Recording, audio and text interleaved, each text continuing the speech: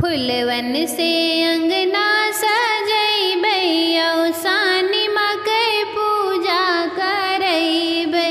फूलवन से अंगना सजैबै औसानी माँ के पूजा करैबै। गैया के गोबरा से अंगना लिपैबै। गैया के गोबरा से अंगना लिपैबै। बिचवा में कलशा धरैबै औसानी माँ के पूजा करैबै।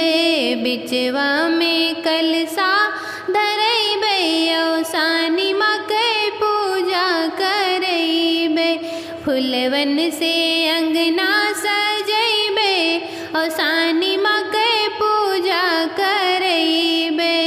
सात सुहागिन के न्योती बुलैबै। सात सुहागिन के न्योती बुलैबै। मैया का खूब मनैबै औसानी माँ के पूजा करैबै। मैया का खूब मनैबै औसानी माँ के पूजा करैबै।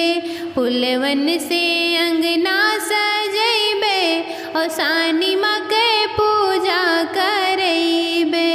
चंदन के चौकी पे आसन लगैबै। चंदन के चौकी पे आसन लगैबै। मोतियन चौक पुरैबै औसानी माँ के पूजा करैबै।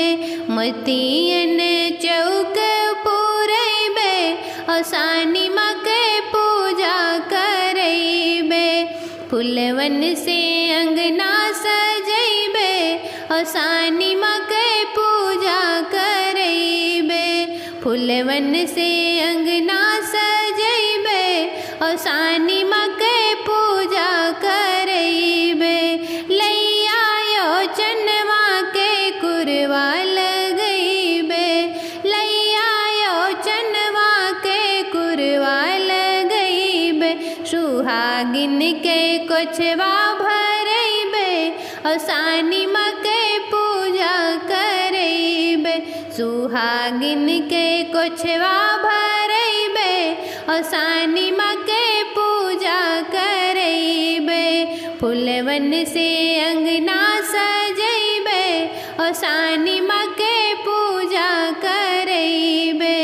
फूलवन से अंगना सजैबै औसानी माँ के पूजा करैबै। गुड़े और घियना के होमिया करैबै। गुड़े और घियना के होमिया करैबै। सिंदूरा से गौरा टिकैबै औसानी माँ के पूजा करैबै। सिंदूरा से गौरा टिकैबै औसानी माँ के पूजा करैबै। फूलवन से अंगना सजैबै औसानी माँ के पूजा करैबै। फूलवन से अंगना सजैबै औसानी माँ के